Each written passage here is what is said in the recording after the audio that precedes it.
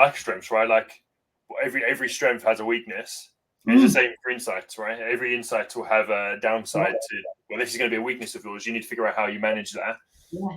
But focus on this part. This, like the strengths part, is the most important part. But make sure that they doesn't. My coach always talks about kind of sink the ship. Okay. Yeah. Well, hello everybody. You called me and Sam midway through talking about what Good I'm live. Good segue is what we're talking about. Yeah. And I think if I didn't press live, we could have been there in the background chatting for probably 10 minutes before we went live. But we are live. Welcome. If you are here already, please say hello. We have a very nervous Sam, which I'm shocked at because she's amazing and doesn't need to be nervous. And it also it's just a conversation with me. And she shouldn't be scary. Don't say anything you shouldn't say, Sam. I'll try not to. I've got lots of really challenging questions. I told Sam some questions I'm going to share with her, but I actually got a load of different ones just to... No, I'm joking, Sam. It wouldn't surprise me if you did that, to be honest. I feel like that's that's what's it called? A comment on my personality there. Small one. A small one. Hello, whoever just said hello. For some reason, LinkedIn is being a pain and not showing me who you are. Could you just put your name in the comments as well, just so I know who we're talking to? It does this sometimes. Can you see that, Sam? Can you see the comment? Yeah, it just says LinkedIn user. Yeah, I can imagine that will be quite frustrating. It's just weird. I think it must be something in the privacy settings that it comes up and doesn't give us the full name. So if you are still here listening to us, please just write in your name, whoever it.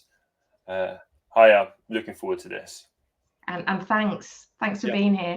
Yeah. Sam's got one. We've got one observer. That's all that matters for you, isn't it, Sam? Yes. No, you're not just worried. No, look, and you'll find out who it is. You'll be like, oh, that's fine. Anyway, we are proper nattering. We have a purpose, and today's purpose is to find out about trauma. It's Julia. Hi, Julia. Just so you know, Julia, there's probably 1,000 Julias in the world. Could you put your surname for us as well? Because I don't know. Sorry. We're here to talk about trauma in the workplace and understand some of the challenges that trauma can cause us as human beings, teams, and organizations. With no other than the amazing Sam Langford. A friend of mine and a friend of the Let's Improve Workplace Wellbeing team, one of the leaders of the team. There you are, Michaela Jennings. Part of the Let's Improve Workplace Wellbeing management team. So I'm looking forward to this. I've lost my train of thought. Can you tell? So before we get started, as I said at the very beginning, if you have any questions, please put them in the comments because there will be some interesting questions that Sam can answer for us. I'm also going to do a bit of a warning. I guess some of this stuff could be potentially quite triggering and upsetting or might bring out some emotions. So please just bear with us. And obviously, if you do want to switch off, then please do. I just wanted to give you that heads up and a warning before we go into this. So before we get started, let's do some introductions. And before we get into you, I'm just going to take the limelight. But then once I've taken the limelight and that kind of important part, I'm going to hand the whole show over to you, basically. So if you don't know who I am and you're one of Sam's friends, then my name's Rich. I am a high performance coach and the founder of Employees Health. We do two things at Employees Health, or I do two things. And the first part is the high performance coaching for individuals, managers and senior leaders, helping them reach both personal and professional success. We also do a couple of leadership performance training or education. We have a package around leadership performance. And we have an optimal wellbeing and performance program helping individuals kind of achieve success. And then the employees' health stuff is the wellbeing strategy support, helping educate employees in how they can look after their health and wellbeing. So that's kind of me. If you want to know a bit more, drop me a line in my inbox, and we'll have a conversation. So that's me done.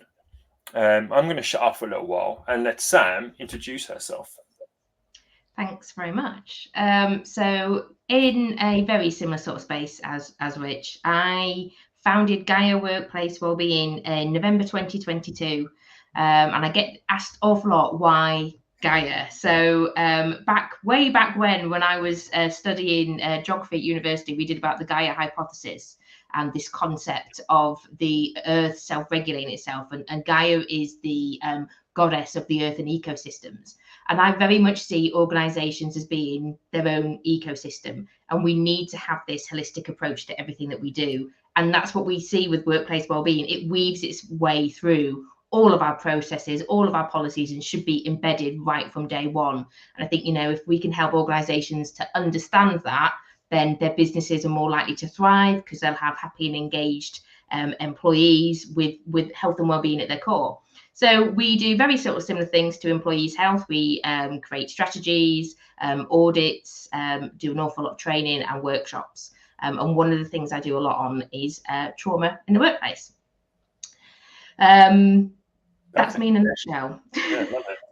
Yeah, and you did, yeah. And you're up north and cover a lot of that north region, although you're not primarily focused on the north, but you do a lot of work. So based in Lincolnshire, or Yorkshire and the Humber. Sometimes Yorkshire and the Humber is referred to, sometimes Humberside, though technically it's North Lincolnshire. So not particularly sort of London-centric business. I found it really is quite nice to be based up here in the north and sort of like the Midlands, and organisations that probably think, I can't afford that. Everyone's based in London and it's really expensive.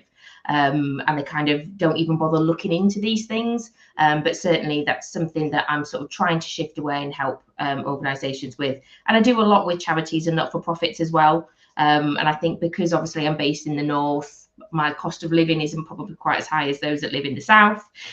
So yeah, I'm able to sort of pitch and market myself for that sort of client base.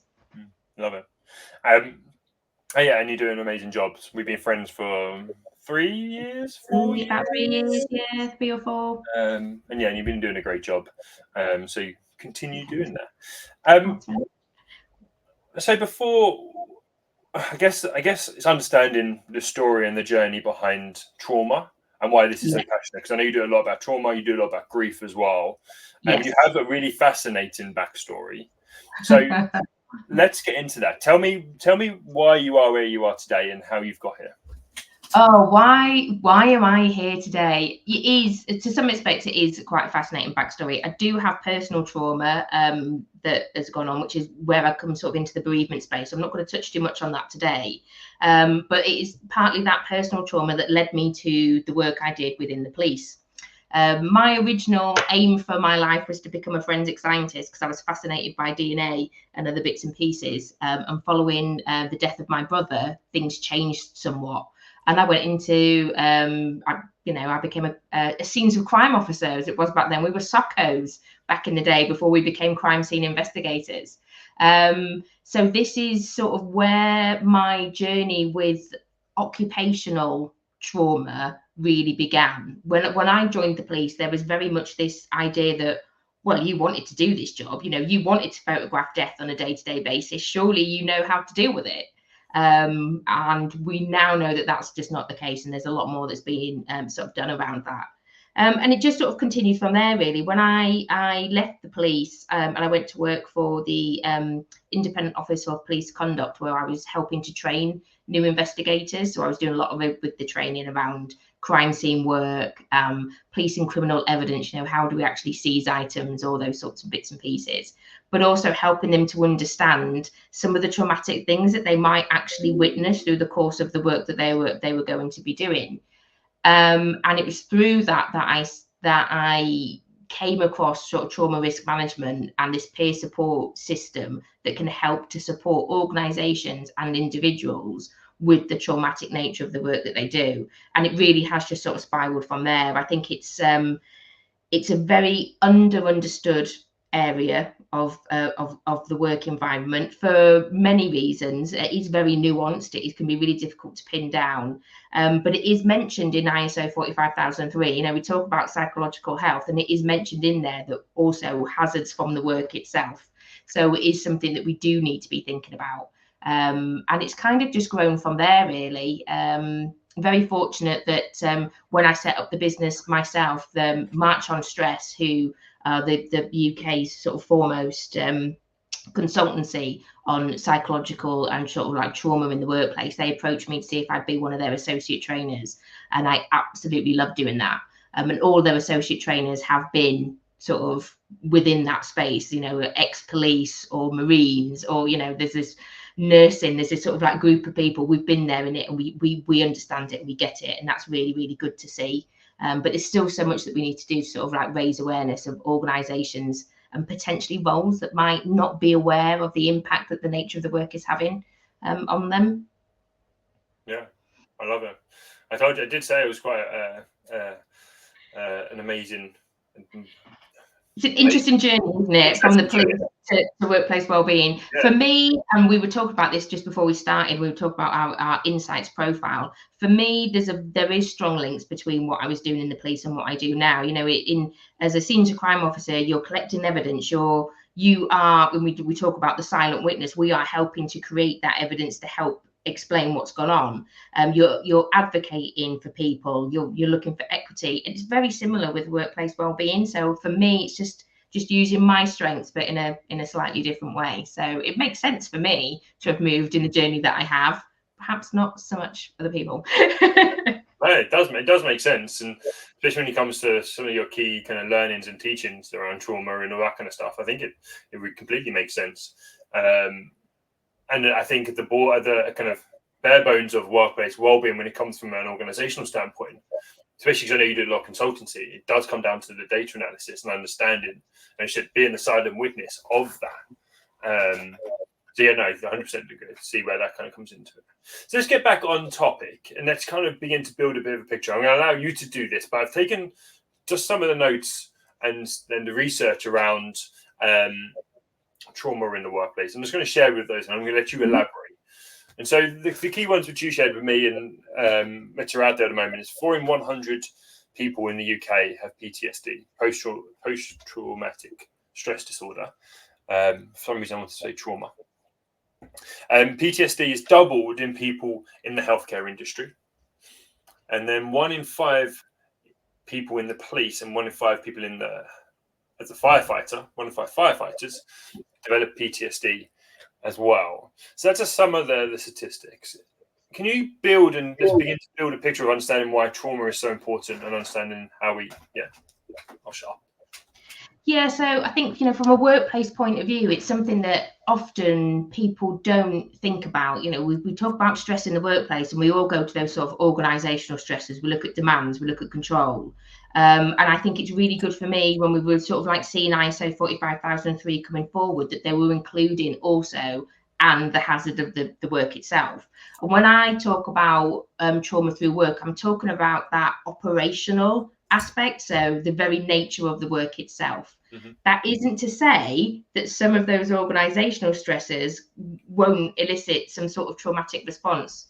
Things sort of like bullying and harassment absolutely can lead to people having traumatic responses, but the work that I do very much tends to focus on that through the nature of the work itself. Mm-hmm. And so we see these statistics around, our healthcare professions, our first responders, and people kind of go, well, I guess it makes sense. They spend every single day dealing with quite harrowing and upsetting things. They're either trying to save people's lives, they're responding to incidents, car accidents, house fires, they're seeing loss of life on a daily basis. And people kind of sit there and go, well, that makes sense. But there's so much more to it. It isn't just our first responders that can be subjected to trauma or distress through the nature of the work that they do. And this is where we start thinking about this indirect exposure.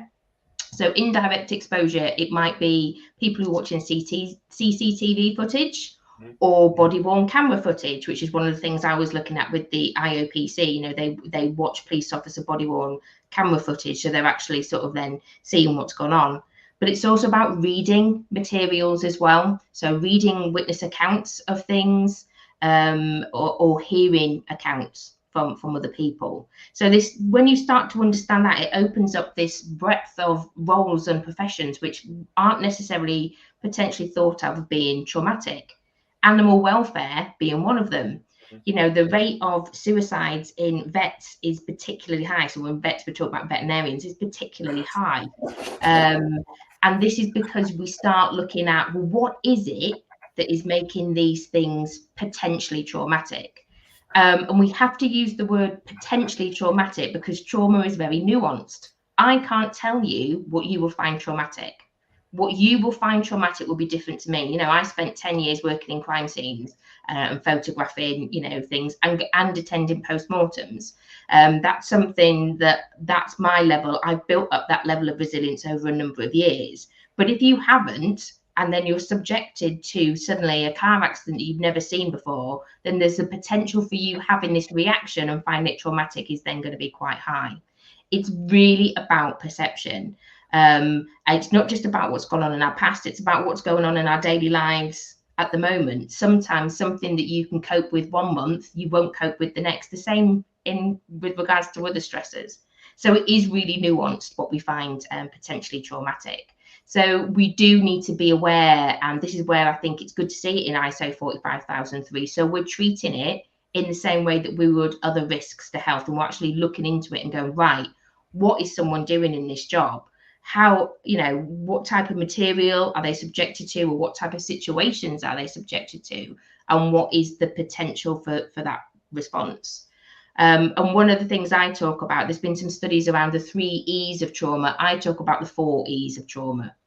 So the event itself, you know, does it contain sort of horror, death, threat to life, or sexual violence? That can be quite triggering as well. So things such as natural disasters. I see someone's mentioned in the chat there being in the 7/7 terrorist attacks and things like that. So, you know, these quite significant one-off events.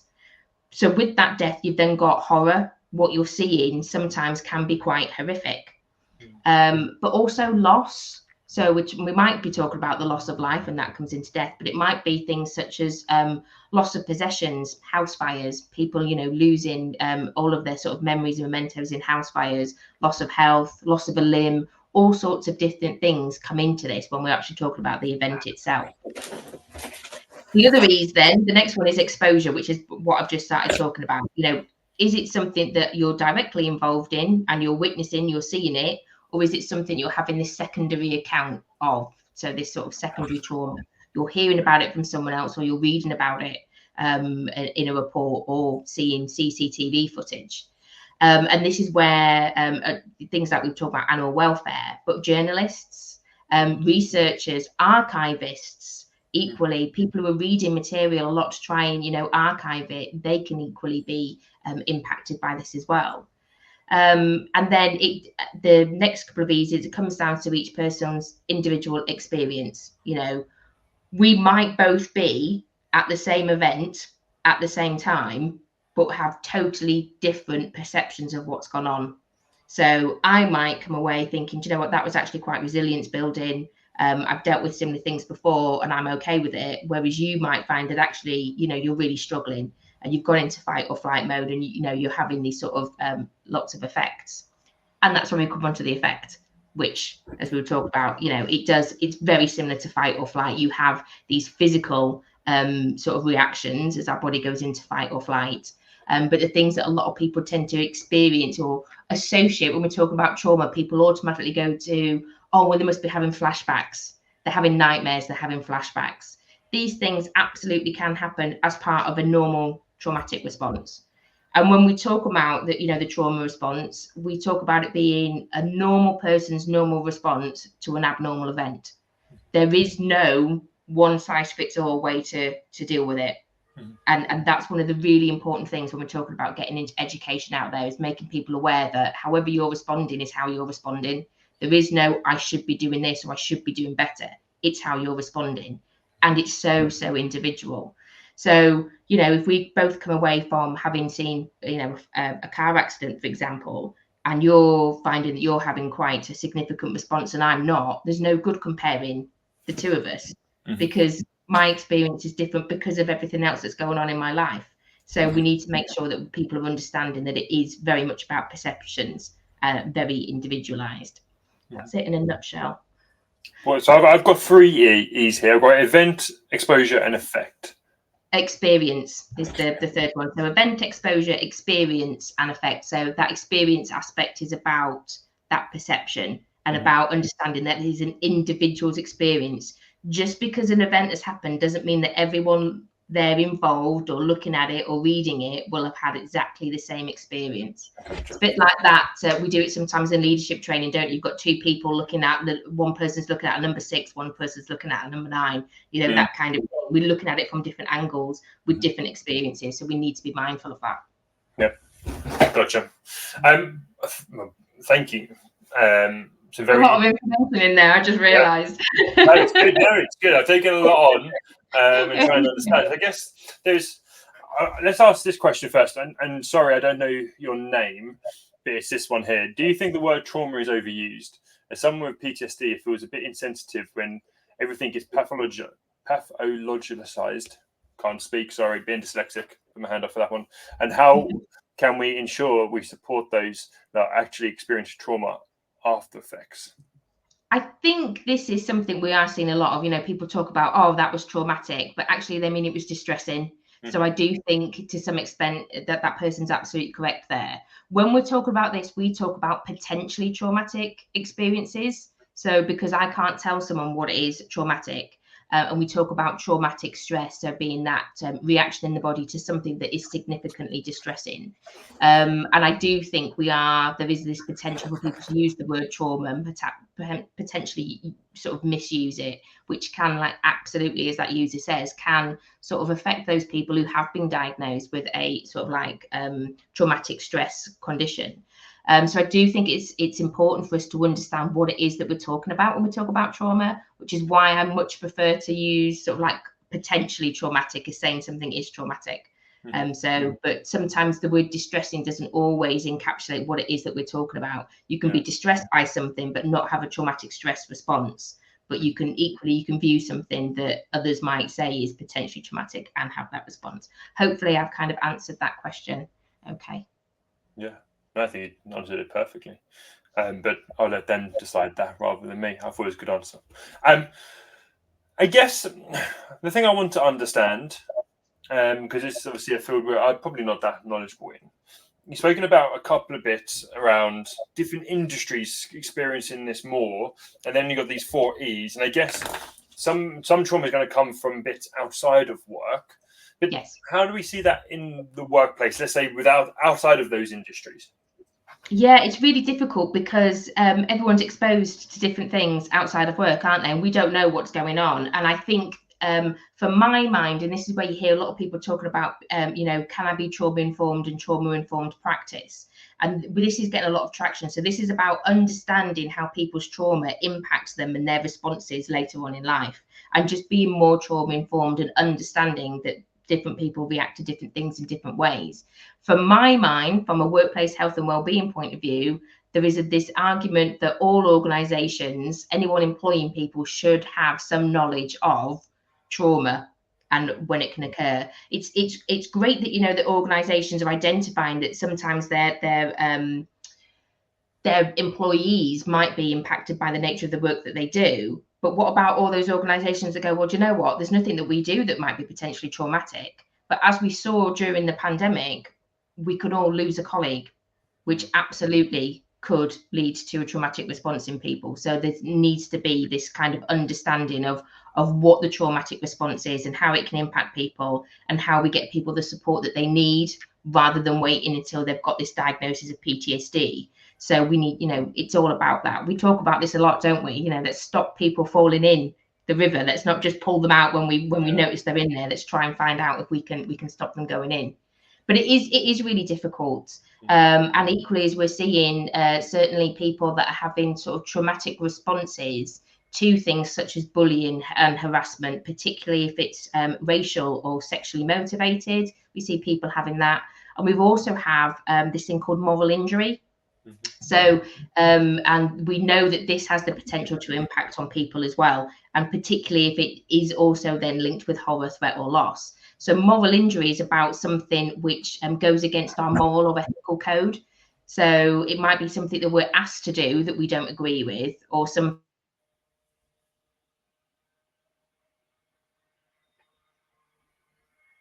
that doesn't happen that we have got this idea of what the support should be, and they're not getting that. You've got that impacting as well, and there's all sorts of responses that can come from that.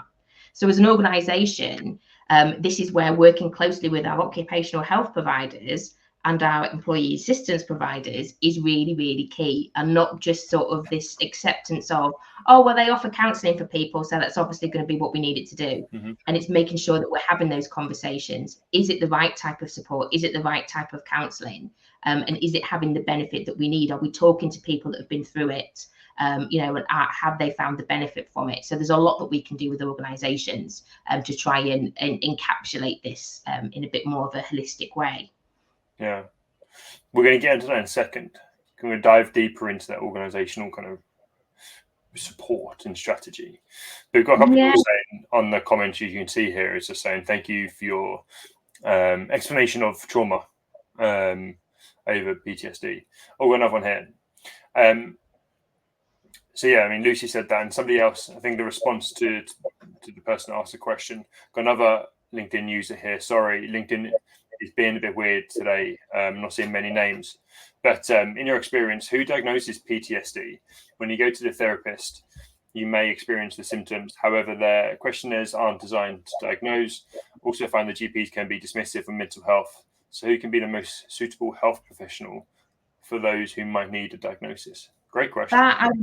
Yeah, it's a really, really great question, and I would love to be able to answer that, but I'm not a mental health professional and not a GP. Certainly, when I'm working with organisations, I try to make sure that their occupational health, they know exactly what that pathway looks like, and that if there is sort of psychological support, that there's people in there that understand trauma.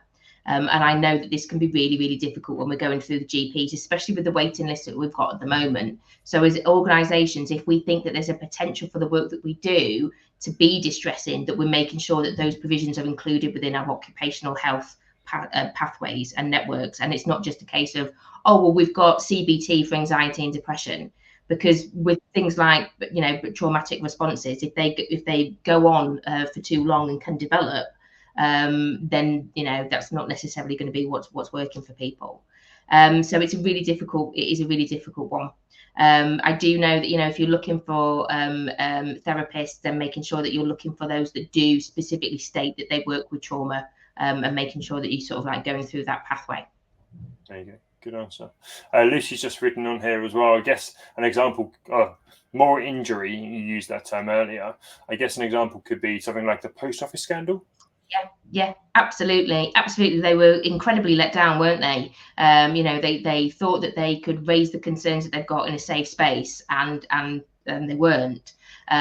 So absolutely, that can be moral injury. What we also see is, and we saw this quite a lot, and I'm sorry to sort of like revert back to the medical profession, but certainly during the pandemic, units where they only had enough sort of life-saving equipment for one person in their units, and they maybe had to make a decision as to who received that care or that equipment, and being forced in these decisions that they felt that they shouldn't have been in. There should have been more resources available, and these things can massively impact on people. But equally, I've spoken to people where they've been a whistleblower in an organisation. They've blown the whistle on either sexual harassment or other wrongdoing, and felt that it hasn't been appropriately followed through. And then suddenly this place of safety, the place where they went to work, this place of safety doesn't feel safe for them anymore. So you've got that's kind of a threat to their livelihood and to their moral core. So it's really really nuanced. So you can understand why organisations are kind of reticent to sort of go down this route. They're like, we don't really understand it, so we'll kind of stay clear of it, which is understandable. Yeah, great answers and great questions as well, guys. Thank you. So we're going to look at kind of a strategy in supporting the organisation, because I think with everything, and something I've learned over kind of my conversations on the podcast and with my friends and through the reading, there's 3 levels when we look at support, right? The organization, the manager and team, and then the individual. So let's look at the organization, the big strategy piece. How do we create a strategy or how do we create an organization that supports people if going through trauma or who are suffering with PTSD?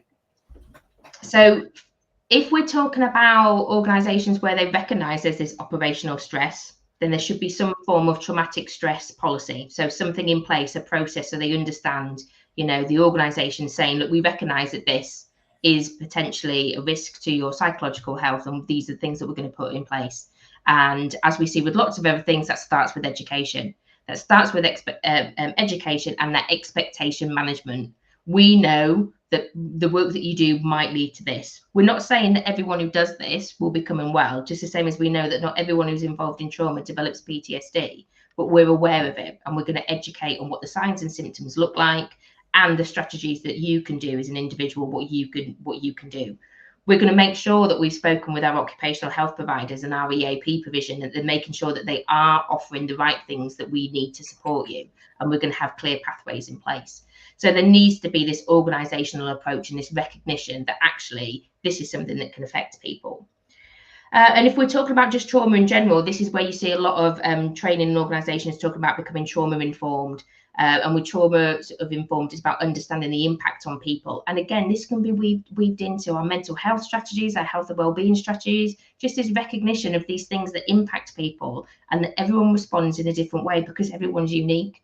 So these are things that we're doing, a lot of organizations are doing anyway, but having that recognition in there will absolutely help those that have got diagnosis of post-traumatic stress disorders and other sorts of things, and making sure that we're offering them the support. And rather than waiting for people to say, oh, I've been diagnosed with X, Y, and Z, can we just not just say, there's this wealth of things available to you that can support you. It's there if you need it. You don't have to diagnose what you've got. You can just access it. I mean, that would be great, wouldn't it? Would be lovely, wouldn't it? Yeah, wicked. So, yeah, I think some great things. And they're quite simple things to do. I guess it starts from the beginning, though, doesn't it? I mean, you have to have that in place to start with. You have to be proactive. Yeah. There has to be that recognition. There has to be that recognition in place. And you think, when you've got that, when you've got this policy, you think, right, this is what we know we need to do. For me, I then go and have a look at sort of put my health and safety hat on, the little boring cap that we don't like to admit that we've got, the health and safety cap. And I look at it from that sort of like, from a risk assessment point of view, what are the next steps? If I cannot remove this hazard, the nature of the work has a potential to cause harm. I can't change that, because it's the nature of the work. So what can I now do to make sure that we're looking after people? Are we having regular check-ins and debriefs? Are we doing the things that we need to do? And this is where things such as trauma risk management can be really, really beneficial. And there are other things as well. And a lot of our EAP providers will offer CISM, Crisis Incident Stress Management. For me, I'm obviously going to be an advocate for TRIM. I think it's absolutely fantastic. I think because it's not mandatory. So we're not mandating that anyone talk about anything. We are risk assessing those that might be at a higher likelihood of developing some form of psychological harm. And we reach out to them and invite them for an informal chat. During that informal chat, we risk assess against, just 10 risk factors, what's going on for people outside of work, what was their response during that event. And then the most important thing is we actively monitor them. So sort of 4 weeks after that event, we keep an eye on them. We go back and we chat to them again in a month's time. And if they're still displaying the same signs and symptoms, they're still looking at they might be at a high risk, then we can make sure that we're signposting them into those systems and pathways that we've already spoken about with our occupational health provider.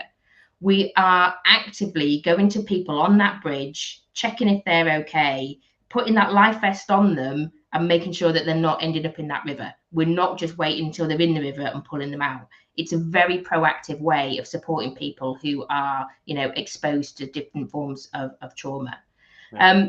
And from that, if you're looking at people who maybe it's not just one-off events, it's chronic, there are other things that we can do as well. And I see someone's mentioned debriefs, checking in and having these conversations, being open about what we're going through. We need to get to this. And I'm going to say it, psychological safety, so key. And this is where our managers come in.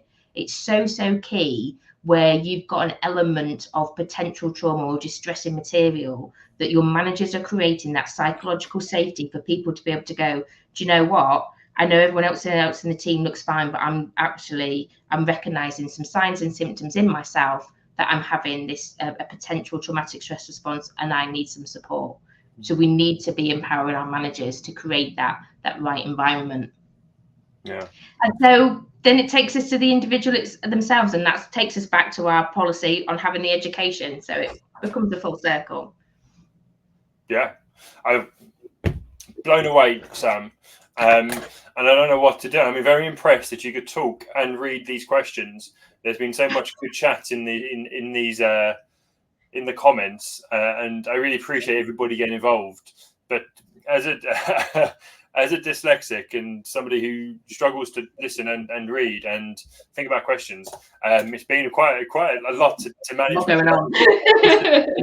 All the fantastic information that you're providing. I'm trying to choose which one to do first.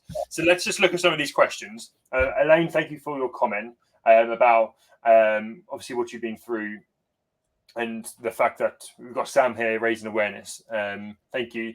Sam Langford, Lucy's just written here. Sam Langford, I think managers often feel they need to be experts in mental health, and this can stop them asking questions or offering help. It's hard to manage people. I think that's a really good point. Very often, we put so much pressure on line managers, and what we need to be doing as organisations is supporting them and empowering them and reassuring them that they don't have to know all the answers. And if you've got a health and wellbeing professional in your organisation, you've got someone that has this understanding of trauma, your line managers don't have to be the expert. They can go to that person. They can say, this is the conversation I'm having. These are the sorts of things that I'm talking about. And this is what we've spoken about to assist. Am I on the right lines? What else can you provide? Where can you signpost? And I do feel that, on top of everything else that managers have to do, we don't want to be putting all this additional pressure on them that, we're not there to fix people. And specifically with this, we're really not, I'm not saying that everyone needs to be trained to be a psychologist or a psychiatrist that can help in these sorts of things. What we're doing is it's about risk assessing. So if we can train our managers in those signs and symptoms to spot, because many of them, when it comes to mental health, many of the things that we can pick up on, we're not there to diagnose. But if someone's struggling with their sleep and it's having an impact on their concentration and their performance, they're struggling emotionally, we can pick up on those things, and then we can help signpost them to where they can get support, whether that's the EAP, OH, or further on. And we need to be empowering our managers that it's okay. You're not there to fix, and no one's expecting you to do that. I think that's a really good point. Yeah, I agree with you. Let the professionals do the support. You're there to signpost and just be kind of, I want to say a friend, but a manager friend. Like, you're there to help make sure that they're okay. Also that they're performing at their best. Yeah, absolutely. Let's look through some more questions. Lucy, I was unaware of the issues there. I personally know 3 vets. I'll be more mindful of them now. Cecile, yes, it's a tricky occupation. My eyes were opened when I interviewed vets and vet nurses, and I think there means some harms. Yeah, there's a lot with animal welfare, and there's a lot of research that's been done around vets and vet nurses and the impact of what they see, and also the moral injury that comes with that. But we're also seeing there's some work now coming from animal welfare, from a lot of our animal welfare charities, and the impact that's having on them as well. They're very often, they're involved in rescuing animals, and they want to do everything that they can to rehome these animals. And sometimes, unfortunately, the only option for them is euthanasia, and that's a really difficult thing for them to sort of be involved in. So, we're starting to see a bit more research in how this is impacting those sorts of areas as well. Yeah. I see there's a comment there about secondary trauma. Great question. I was just about to ask that question. You got there in front of me. Great question. Great question. Don't jump ahead of me. Can you say something about secondary trauma?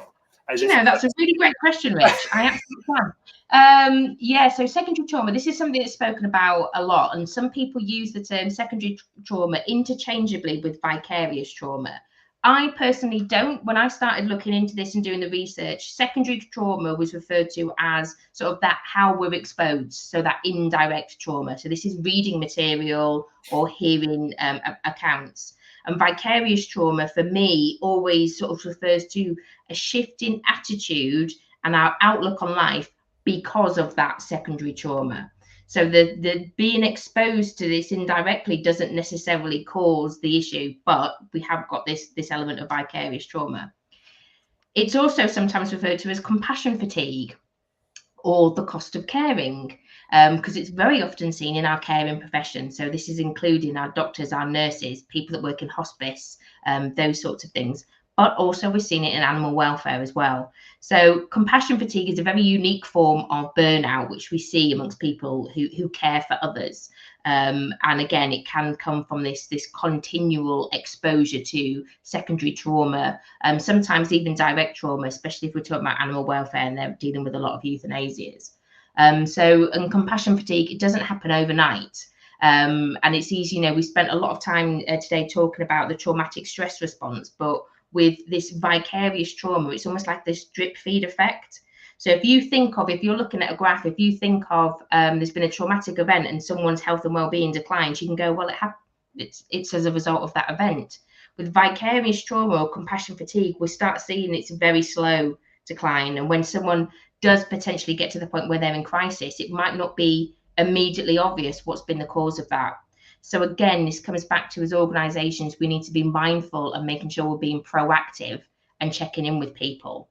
And one of the things that I always recommend in my sessions, my workshops on this, is the professional quality of life measure. So the professional quality of life measure, and it's free, is a sort of like a scale, like a survey that people can do themselves, which checks their level of compassion fatigue and compassion satisfaction.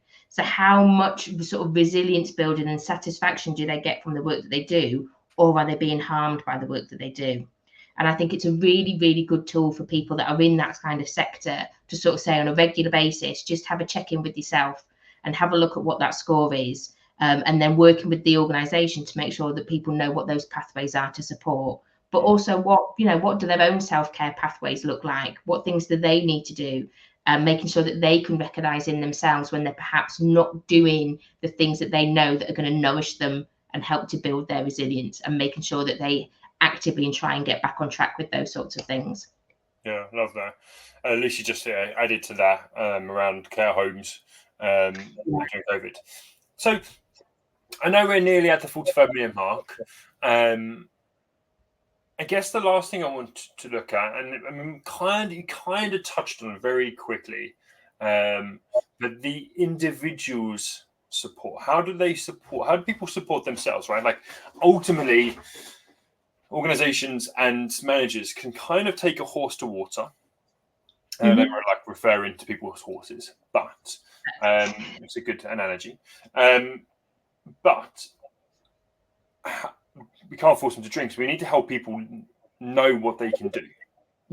So what can an individual do who has gone through any of that, whether it's PTSD, whether it's a traumatic event, distressful event, or even, as you said, secondary trauma? What can people do? So for me, this is about what comes back to that education and making sure that we're educating people in these roles of what they might potentially experience. So letting them know what the traumatic stress response looks like. The physical elements of it, the fact that it might change their behavior, the fact that they might start to see that they're having problems with sleep and having nightmares and things like that. So that when they can spot these things in themselves, they can start putting the steps in place to look after themselves. And we talk about, usual sort of self-care things. When we're talking about specifically around these potentially traumatic events and situations, we know that people who are isolated, it increases their risk of it developing into a mental health condition.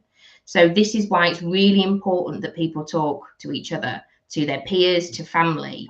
And again, it comes back down to having that psychological safety to be able to raise these things. But this is, for me, this is why trauma risk management is so good, because it's peer support. It's exactly what it is. It's sitting down with someone else within that same sphere, not necessarily someone they work with on a day-to-day basis, but someone from within their organization who can say, do you know what?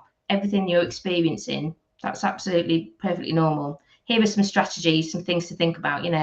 You told me that you usually like going for a bike ride at the weekend, but you haven't been for a few months. Why don't you just get your bike out, give it a clean, make sure that it's in working order, maybe think about just getting out for a little bit and start redoing those things that people enjoy. And this element of trim, one of the things that we do, if it has been a sort of like large scale event, then we give information to people. It's almost like a briefing. We say to people, these are some of the things you might experience because of what you've been involved in. They're all perfectly normal. Equally, if you don't experience those, that's perfectly normal as well. We need to normalize these responses. But one of the big things we do is to tell people to talk about it, because that is going to be really, really helpful in them processing and getting their lives back to sort of normality, as much as we can be normal these days, but of getting themselves back into that even keel. So that's a really important sort of strategy. But yeah, looking after ourselves. Sometimes we have these conversations, and actually it's not the potentially traumatic nature of the work or what they've been dealing with, but actually there's loads of other stuff going on in their lives. So there might be loads of other bits and pieces going on that revolve around, financial or housing or something, where we can signpost them to other sources of support. Because if we can help remove those sorts of things that are going on, it gives them a bit more brain capacity to deal with the other things. So sometimes it's about that. It's not always about the trauma. The trauma isn't always the thing that sort of like tips people over. It tends to be, how many plates are we spinning? Yeah, I love that. And it comes back to kind of how people probably starts with how people manage their own stress and the tools they have, and obviously talking now is going to be part of that, and sharing those experiences, seeking support where necessary, building good behaviors, and also understanding what else could be affecting you. I love that kind of recommendation. Yeah, just because, we get this a lot of the times about people that come in and say, this is the job I do, I should be able to cope with this. Don't use the word should. There is no should. You're coping however you're coping, and it may well be that this time when this event's happened, there's lots of other stuff going on. You might have a family member who's potentially got some health problems, so your mind's focused on that. However we respond is how we're responding. And sometimes we might need a bit more support in helping us get back to where we want to be. Other times we might go, do you know what, we're the person who can help someone else get back to where they should be, and we just need to accept that's sort of how we are. Yeah. And can I ask a question? And this might just be really naive, so I'm going to say it, but people don't judge me for it. With time, I think you alluded to this earlier on. With time, do you build a resilience to these things, or is there a bit of time of just going through some of this stuff? Oh, that is a really huge question, and I absolutely love it. I would say, so when I started out working as a senior crime officer, for the first few years, I did. You start building resilience to it. I would say you never get used to it, and nor should you get used to it, but you learn to cope with it. You learn to know what should be your strategies. That said, there are still scenes that stick very much in my mind, and come to mind probably far easier than they should do. So it just goes to show that some days they might have just who knows what was going on for me on that particular day that led to this one job or this thing sort of impacting me. So it's really important that we understand that it's not about getting used to it. It's about learning what are the things that we need to do to make sure that we cope with it, and we're coping with it in a positive way, and we're using those positive coping mechanisms, and not revert into alcohol or risk-taking behaviors or those sorts of things, really.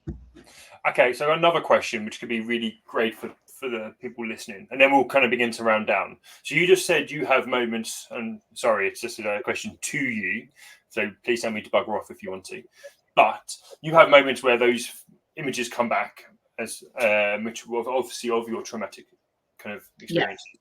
How do you manage that at that time? So at that time, and this is one of the things that I share, so particularly when I'm training, so I did not manage it particularly well at the time. And what happened to me is something that we look for when we're talking about potential trauma, which is dissociation. So I sort of compartmentalized what I saw and shoved it off into one part of my brain. And I said to someone, it's like I watched it on TV. And they recognized in that moment that that was actually a risk factor for me not dealing with it in an appropriate way. So then it was about me making sure that I reached out to the police occupational health to get some additional support. So that is something that I share when we're doing the training, so that people can understand. Some people think, oh no, it's fine, I'm dealing with it fine, I've boxed it all up and I've shoved it in the back corner of my mind, I'm not worried about it. That's not what this is about. This is not about trying to hide things away. It's about making sure that we're giving our brain the opportunity to file it correctly. If you think about a potentially traumatic event as being a folder with lots of different bits of paper in, and it's been dropped on the floor, if you scoop it all up, you can shove it back in the folder and shove it in a filing cabinet, but it's in a mess. What we want people to do is to help put it in a logical order, nice and neat, where it's then put away, where we can get it if we want it, but it's not bursting out if we don't want it. That dissociation is something that we look for when we talk to people about, and recognizing what that looks like. And this is why it's really important that people talk to others, so that if they haven't noticed it themselves, that someone else can go, actually, what you're telling me, that's given me a little bit of a cause for concern, and I might just see if there's some support that we can get for you. Okay, and then I'm going to follow up on that question. When you now experience I'm going to use the term flashbacks. I'm sorry if it's the wrong term. How do you then manage that now? So I am now well aware of the impact it has on me, and I'm able to talk about it. And I think that for me has been sort of something useful. I need to sort of full disclosure here, I've never had any sort of form of traumatic sort of counselling specifically around this. So this is just something that I've learned from, this is my own sort of resilience. I don't have unwanted flashbacks. So flashbacks tend to refer to memories or sort of scenes or something that from that event that come at you when you don't want them. So I can bring it to mind if I want to, and I can put it away if I don't. But it is very easy for me to bring it to mind.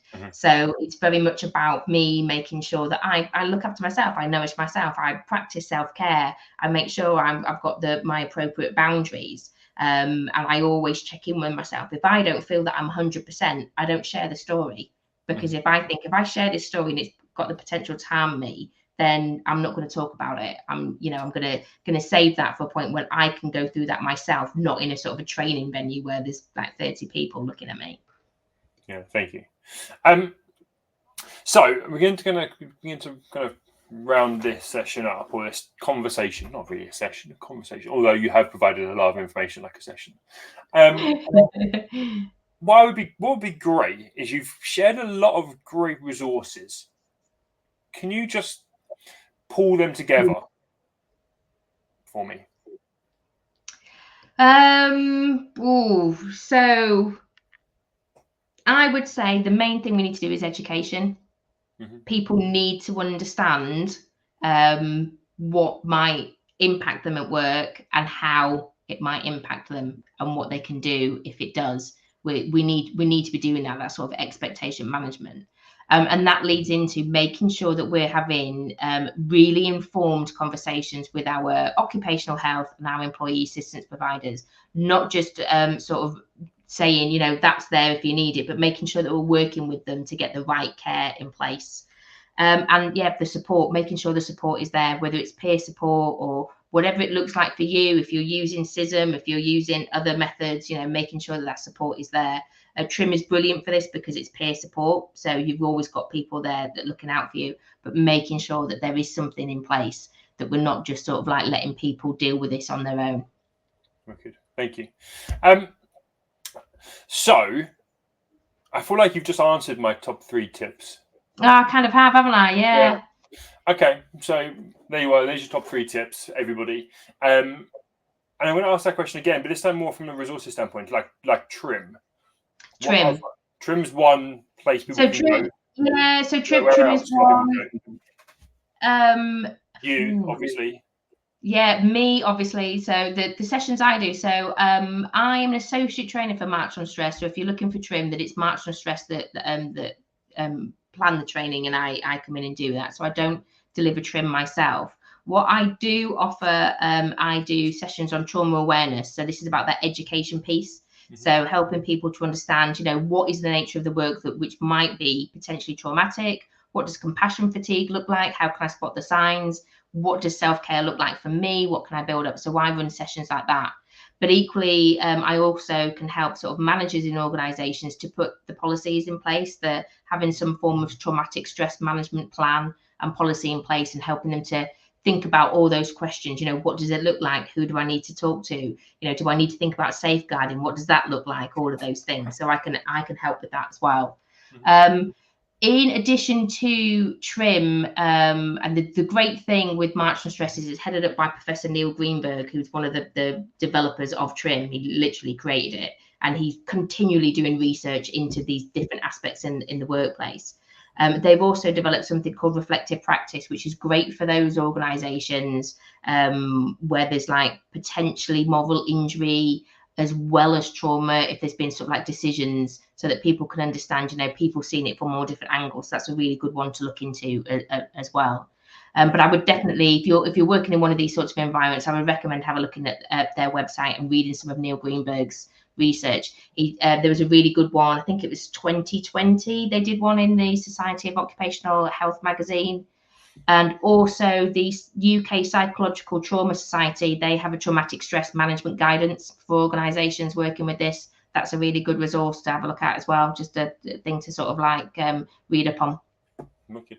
You're a superstar, Sam. Thank you. Thanks so much. Yeah. Thanks everyone for coming. Yeah, thanks.